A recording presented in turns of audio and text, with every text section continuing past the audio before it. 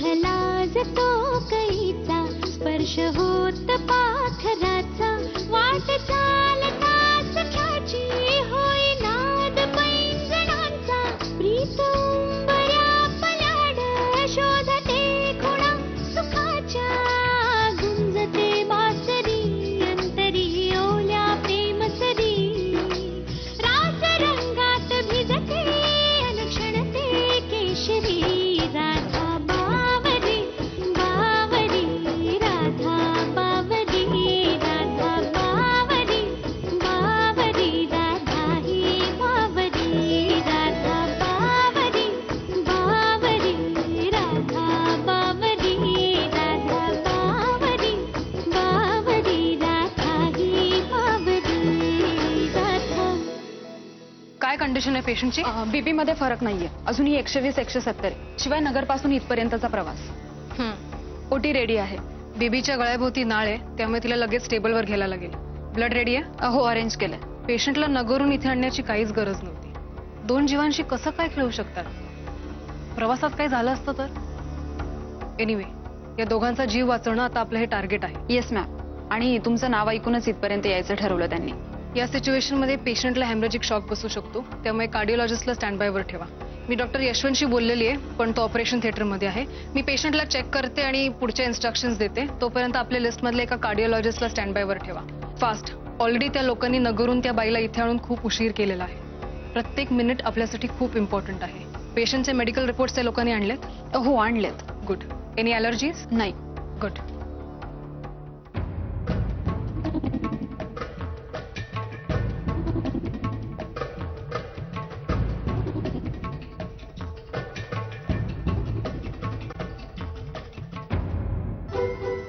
ही फर्नांडिस तुमच्याशी इतकी तुच्छपणे वागते, प्रधान मॅडमला सांगून काढून का नाही टाकत तिला? तिला पाहिलं ना की मला इतका राग येतो. ती तिचं काम चोख करते कल्पना, आणि बाकीच्या गोष्टींचं काही देणं घेणं नाहीये मला. Sorry ma'am. All right. नगरला जे डॉक्टर पेशंटला ट्रीट करत होते त्यांच्याशी एकदा बोलून घे आणि मला रिपोर्ट कर. 15 मिनिटात आपण टेबलवर जातोय. अंडरस्टूड? ओके. हो. डॉक्टर राधा, आपण काय करताय? फक्त तुमच्यासाठी इथं आम्ही हट्टानं आलोय मॅडम. फार लांबवरून, नगरवरून आलोय. खूप ऐकलं होतं तुमचं नाव. माझी सून मरणाच्या दारात आहे डॉक्टर. तिला वाचवा, तिच्या बाळाला पण वाचवा. मोठ्या भरोशाने आलो डॉक्टर. मला निराश करू नका. कल्पना,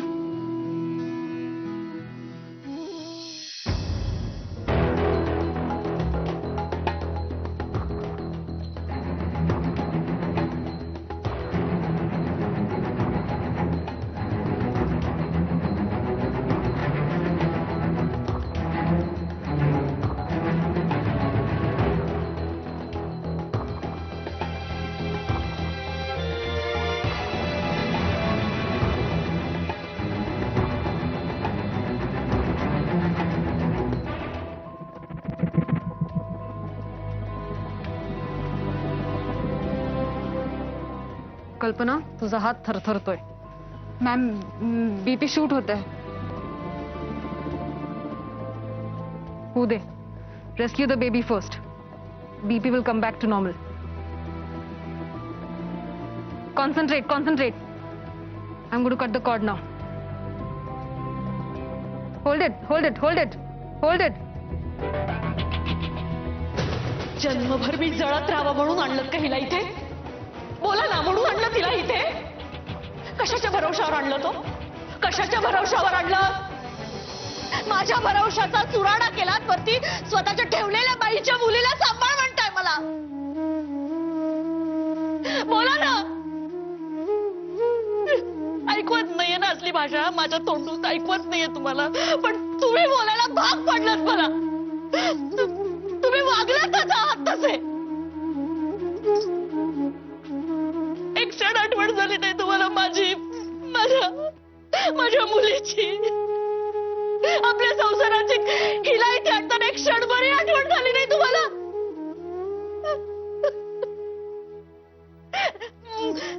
का सांभाळायचं मी हिला? सांगा बाबा, का सांभाळायचं या मुलीला मी? लाज वाटते मला तुमची. माझी सुद्धा लाज वाटते, सगळ्यांचीच लाज वाटते. बोला ना आता, बोला ना, तोंड लपवून का उभे आहात? माझ्याकडे बघा, माझ्याशी बोला, इकडे बघून माझ्याशी बोला. का सांभाळायचं मी हिला? आणि काय सांगायचं लोकांना मी कोण आहे म्हणून ही माझी. सरिता प्लीज थोडी शांत हो. हे बघ अगं आम्ही दोघं कुठल्या सिच्युएशन मध्ये होतो हे तर समजून. अहो कसली सिच्युएशन? मला माझी पातळी सोडायला लावू नका. मी तुम्हाला आधीच सांगते रजनी, या मुलीचा जन्म झाला ना त्यातच सगळी गोष्ट समजून चुकली आहे मी. Stop it Sarita. You stop it! You stop it! अरे ओरडणं बंद करा तुमचं. या मुली किती भेदरलेत बघा.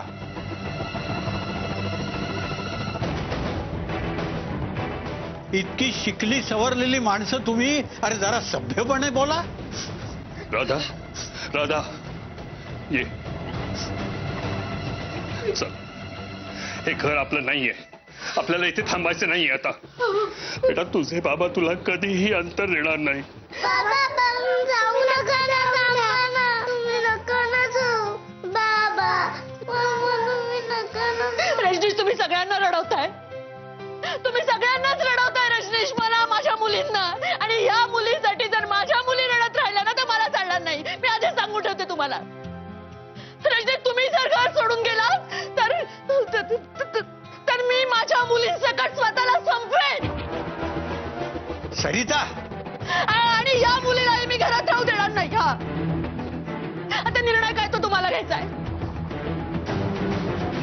मी या मुलीला नाही इथे ठेवू देणार. ही शिक्षा आहे तुम्हाला आयुष्यभरासाठी. सरिता सरिता सरिता सरिता सरिता सरिता मी हे लग्नच करायला नको होतं. या लग्नाने घात केला माझा आणि माझ्या राधाचा. या लग्नाने घात केला माझा आणि माझ्या राधाचा.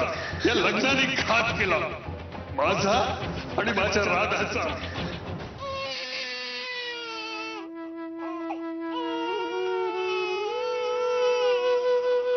Congratulation ma'am. खूप कठीण केस होती. तुम्ही बाळ आणि आई दोघांनाही वाचवलं.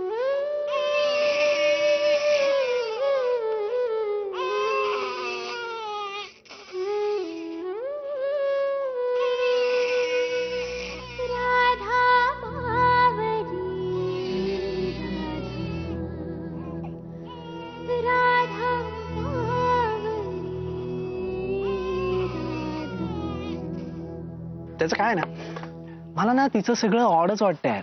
ती अशी बॉक्स मध्ये बंद केलेल्या डॉल सारखी. अशी बॉक्स घ्यायची, पावली आत टाकायची, वरनं चिकटपट्टी लावून बंद. सौरभ सही आहे यार. राधाताईचं ना असंच झालंय. बॉक्स मध्ये बंद केलेल्या भावलीसारखी झाली आहेत. कारण होय काय झालं? अरे मी आहे ना, बोल बोल काय झालं? त्याला मला राधाताईला ना खूप हॅपी बघायचंय. कारण काय? कारण सौरभ ती खूप एकटी आहे. एकटी? अगं बहीण आहे ना तुझी ती. हो पण सावत्र. व्हॉट? आणि ती एकटी आहे कारण तिला लहानपणापासून एकटं टाकलं गेलं. एकटं टाकलं गेलं? कमॉन यार, मला I am not getting it. मला कळत नाहीये. तू नीट सांग ना. सौरभ राधाताईला पहिल्यांदा आमच्या घरी आणलं ना, तो प्रसंग माझ्या मनावर कोरला गेलाय. राधाताई खूप आशेने माझ्या आईकडे बघत होती आणि पण आईच्या डोळ्यात फक्त संताप आणि नकार होता. बाबांनी खूप विनवलं आईला, पण आईने जीव देण्याची धमकी दिली आणि मग बाबा घेऊन गेले राधाताईला एकटीला. 6 वर्षाची छोटी राधाताई आमच्या घराकडे खूप आशेने बघत होती. तिला नेलं आणि ही सगळी जवळची नाती असतात ना, म्हणजे आई बाबा बहीण, या सगळ्यांच्या ऐवजी हॉस्टेलच्या भिंतीशी बोलतच तिला पुढचं सगळं आयुष्य काढायला लागलं. ही आई आणि सख्खे आजोबा यांच्या मृत्यूचा शॉक तर तिला लागलेलाच होता, पण यानंतरची सर्वात जवळची व्यक्ती म्हणजे माझे बाबा. त्यांनी सुद्धा तिला तिला एक प्रकारे एकटंच टाकलं रे. आणि त्यामुळे ना तिला जवळच्या माणसांची, नात्यांची, अशा प्रेमाची भीती वाटते. म्हणजे तिच्या खूप जवळचं असं काहीतरी महत्वाचं, उबदार असं हरवून गेलं, हिरावून घेतलं गेलं. आणि ते गेलं ते कायमचंच. त्यामुळे मग ती आता अशी हरवल्यासारखी दिसते. आमच्याशी सुद्धा मोजकच बोलते. म्हणजे तिला असं खळखळून हसणं, शॉपिंग, धमाल, मस्ती असं काहीच नाही. फक्त अभ्यास, काम, हॉस्पिटलला जाणं एवढंच. आणि घड्याळाच्या काट्यासारखं तिचं आयुष्य. कम ऑन यार, चिल. तिचं कसं आहे माहितीये, I guess there is no life in that doll. असंच झालंय राधाताईचं. कोणी प्राणच फुंकले नाहीत तिच्या. ए चिल, कूल डाऊन. मी आहे ना, काही काळजी करू नकोस, सगळं ठीक होईल. एकदा तिचं आणि केदारदादाचं लग्न झालं ना की तिला तिचं घर मिळेल, हक्काचं. सगळे प्रॉब्लेम सॉल्व्ह. पहिल्यांदा घरी जा आणि तुझ्या बाबांशी बोल. माझ्या सगळ्या घरच्यांनी ऑलरेडी तिला बघितलंच आहे. पण आधी प्लीज नाक पूस.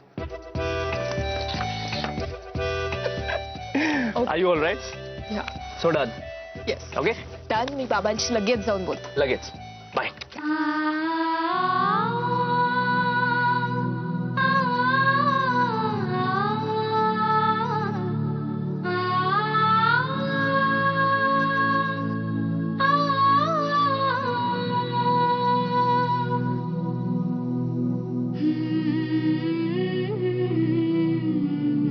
मॅम,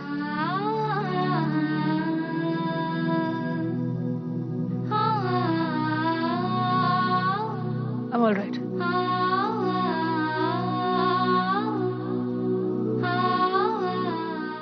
वाह, क्या बात है. घारू, ए घारू, सायकल म्हणजे सायकल रे, त्याला पर्याय नाही. काय तो भरलेला आवाज, तरी सुद्धा मुलायम आवाज. तुला सांगतो घारू, म्हणजे गाण्यामधला मास्टरपीस म्हणजे सायकल आणि अभिनयामधला मास्टरपीस म्हणजे दिलीप कुमार. काय ते पॉजेस, काय ते डायलॉग बोलणं. अरे असं हिंदी उर्दू मिश्रित हिंदी बोलावं ना, ते फक्त दिलीप कुमारनं. ती भोई एक अशी उडवायचं बघ, ती एवढी म्हणजे एवढीच, थोडी इकडे नाही की तिकडे नाही. अरे पण मध्या तू काही म्हणा, मुघल आझम मध्ये मला पृथ्वीराज कपूरच आवडायचे. सलीम, अनारकली को रिहा कर दिया जाए. काय ती संवादाची फेक, काय तो आवाज, काय तो रुबाब, तुफान. काय सौरभ, असा कोणी झालाय का आता? हा? अरे यार, ते नाही म्हणजे आय मीन घारवण ना, त्याचं काय आहे ना, ते डिझायनर पीस असतात, कस्टम मेड. म्हणजे एकासारखा एकच. आता बघा ना, अमिताभ बच्चन एकमेव, संजीव कुमार एकमेव, बलराज सहानी एकमेव, आणि दिलीप कुमारही एकमेवच. सौर्या, तुला दिलीप कुमार माहिती आहे? ऑफकोर्स. क्या बात है, तेरी चाल है नागन जैसी, तेरी चाल है नागन जैसी, कि छत पर आजा गोरिये, कि छत पर आजा गोरिये, दिल मेरी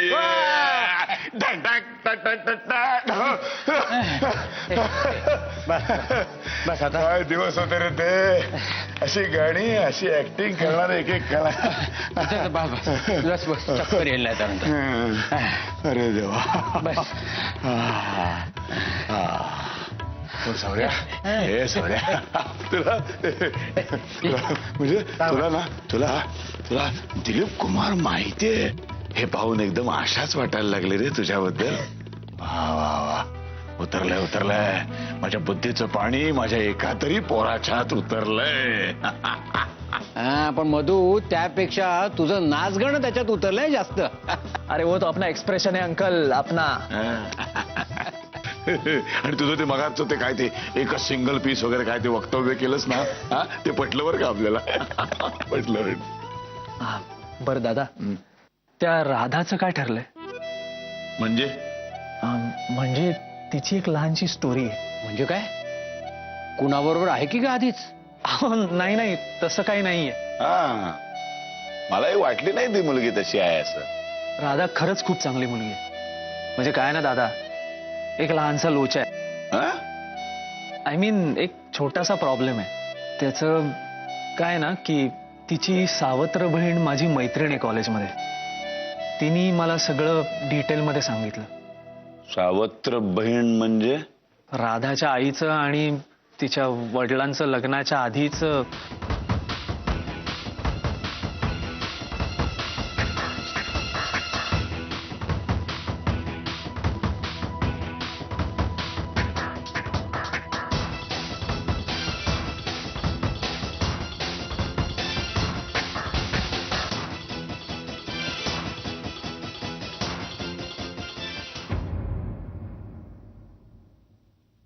अरे बापरे, म्हणजे भानगडच आहे. भानगड काय त्याच्यात? भानगड काय? वडील आहेत ना, बस झालं. हे बघ, मूळ मुद्दा बापाचा असतो. तो आहे ना, मग झालं. तर आई हयातच नाहीये, मग तिचा प्रश्नच भेटला. आणि ती हयात असती तर प्रॉब्लेम झाला असता. आणि मुळात काय, मुलगी चांगली आहे की नाही, बस झालं. तर मग अरे मुलगी चांगली पाहिजे, आणि मुख्य म्हणजे केदारला आणि घराला सांभाळणारी हवी. एक्झॅक्टली. का? मी सांभाळत नाहीये या घराला? हा, मी नाही सांभाळत आहे का? तुमचा मुलगा, माझा नवरा जाऊन बसलाय तिकडे साऊथ आफ्रिकेत, पण तरी सुद्धा करते ना सगळ्यांचं. आई 2 वर्ष अंथरुणात होत्या, त्यांचं सगळं कुणी केलं? मीच केलं ना. आणि तुम्हाला सणसणीत शुगर आहे, तरी सुद्धा चोरून लहान मुलासारखे जाऊन लाडू खाता. हा, कोण लक्ष ठेवतं तुमच्याकडे? आपली रंजना, तिने पळून जाऊन लग्न केलं, आणि हा गुणाचा जावई घेऊन इथेच माहेरी ठिय्या मारून बसली. आता तिचं बाळणपण आहे, ते कोण करणार आहे? मीच करणार ना. सौरभ पासून तुमच्यापर्यंत सगळ्यांचं अगदी लहान मुलासारखं करते मी, आणि तरी सुद्धा तुम्ही म्हणताय की दुसरी सून सगळ्यांना सांभाळणारी हवी म्हणून. सांगा ना, मोठी सून म्हणून मी कुठे कमी पडते? एक तर पहिल्यांदा मी असं काही म्हटलेलंच नाहीये. माझं म्हणणं एवढंच आहे, प्रत्येक सुनेनं घर सांभाळायला हवं, बस. मोठी सून असू दे, नाहीतर धाकटी सून असू दे. आणि दुसरी गोष्ट म्हणजे, आम्ही बोलत असताना तू मध्ये तोंड का खुपसलंस? कशाला म्हणजे? ही असली भलती सलती मुलगी मी माझ्या घरात धाकटी जाऊ म्हणून खपवून घेऊ? हे बघा, मला चालणार नाहीये हे. तिच्या आई बापाचं रीतसर लग्न झालेलं नाही. दुसरी आई हिला विचारत नाही, ही राहते भलत्याच एका तिसऱ्या डॉक्टरनीकडे. असली टाकलेली मुलगी कशाला हवी या घरात? हे बघा, केदारचं तिच्या वाचून काही अडलेलं नाहीये. 56 मुली मिळतील त्याला. सौरभ, तू कळवून टाक रे त्यांना, आम्हाला पसंत नाही म्हणून. अगं पण सीमावहिनी, केदारला ती आवडलीये खूप, आणि मी तिच्या बहिणीला बोलून बसलोय की दादांना भेटायला या म्हणून. हा, बरोबर आहे. खरंच चांगली मुलगी आहे राधा. सौरभ, मी एकदा सांगितलं ना म्हणजे सांगितलंय. ती या घरात नको म्हणजे नको, कळलं? कळवून टाक त्यांना. नको याचा अर्थ नको म्हणजे? या घरामध्ये आमच्या शब्दाला काही किंमत आहे की नाही? करता कोण आहे या घरामध्ये? एक लक्षात ठेव, तू सून आहेस तर मी सासरा आहे. माझ्या शब्दाला काहीच किंमत नाही घरामध्ये. बास झालं का? बास झालं. नेहमीच तुमचं ते गाणं अळवू नका, सामान बांधतो सामान बांधतो. घराघराचा नाही पत्ता तिचा. तिची जन्मपत्रिका तरी आहे की नाही कुणास ठाऊक. जन्मपत्रिका नसली म्हणून काय झालं? फरक काय पडतो? मारतंड तुझं लग्न ठरवलं आम्ही, तेव्हा कुठे फरक पडला? जन्मपत्रिका नव्हती म्हणून पडला फरक. आम्ही काय बघितलं? सून कर्तबगार आहे ना, बस झालं. तर झाला की नाही संसार? आता आमची सून जरा जास्तच कर्तबगार निघाली.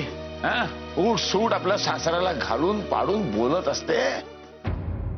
कॉंग्रॅच्युलेशन्स मिस्टर नगरकर, कॉंग्रॅच्युलेशन्स, तुम्हाला मुलगी झाली आहे. God is great, really God is very great. तुमच्या सुनेला नगरहून इथे आणण्याचा डिसिजन एकदम परफेक्ट होता. Really God is great. Doctor, अहो काय करताय? तर तुम्ही देव आहात डॉक्टर. प्लीज उभे राहा. खरंच तुम्ही देव आहात डॉक्टर, खरंच तुम्ही देव आहात. मी देव नाही, मी तुमच्यासारखी माणूसच आहे. तुमची सून आणि तिचं बाळ वाचलं खरं, पण नगरून तुम्ही तिला इथे आणायची काही गरज नव्हती. तिथल्या डॉक्टरने जे सांगितलं होतं ते योग्य होतं. ते ऑपरेशन तिथेही केलं असतं. प्रवासात काही झालं असतं तर किती कॉम्प्लिकेशन्स होते याची कल्पना नाहीये तुम्हाला. पण काही झालं नाही ना मॅडम. आम्हाला तुमच्याबद्दल खात्री होती. आज बघा, बाळ आणि बाळंतीण दोघेही सुखरूप आहेत. ठीक आहे, काळजी घ्या. डॉक्टर कल्पना माझी सहाय्यक आहे. ती तुम्हाला बाकीच्या गोष्टी सांगेल. बाबा, एकच खंत राहिली. मुलगीच्या ऐवजी मुलगा व्हायला हवा होता.